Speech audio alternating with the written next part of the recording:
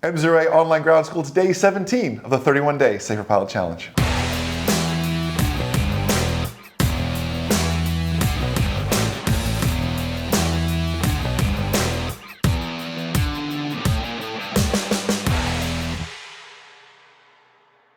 What is happening? MzeroA Online Ground School. Jason joined with Jamie once again. My friend, it's day 17. They need to check in down below that they are 17 for 17 on this 31-day Safer Pilot Challenge. Do you believe in them? I believe in them. 17 of 17. It's awesome. Hey, I'm so glad you're here. A favorite topic of mine, go or no-go decision. And you bring such a unique perspective.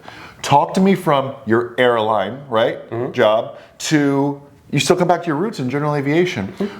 Does that differ? Is it still the same decision-making process? What does that look like? It is all the same. I would say for the airlines, we are very mission-focused. Sure. We are always trying to achieve point A to point B flying. Of course. So whenever we do that, sometimes a wrench gets thrown into things. Mother Nature can not be on our side. So whenever we go fly, sometimes we do have to cancel that flight, postpone that flight. And going into GA flying, it's the same exact thing. So whenever we go fly, we want to make sure that we're making the right decision ultimately to go or not to go. And let's talk about this idea of hazardous attitudes, confirmation bias, these sort of things. Like the online ground school knows this. We talk about it a lot. You hear people say, well, Jamie, it's only green on the radar, or I fly this route every day and it's Florida in August at 3 p.m. And you go, yeah, that's gonna change your route up a little bit, right? Absolutely. I've seen it happen too many times to count. Luckily, I have not painted myself into one of those corners, because one of the things you really need to do, especially with having those hazardous attitudes or external factors trying to push you to finish that mission, is you want to be able to stop, take a deep breath, and make sure that they aren't being influential on a flight to ultimately be in a bad corner. You're spot on. I was reading an NTSB report the other day, and the pilot's last words were to the controller. When the controller was talking about weather, he said, I've flown in worse weather before. And I think there's these red flags. When you find yourself saying these things, thinking these things, like that's a macho hazardous attitude, some invulnerability in there as well.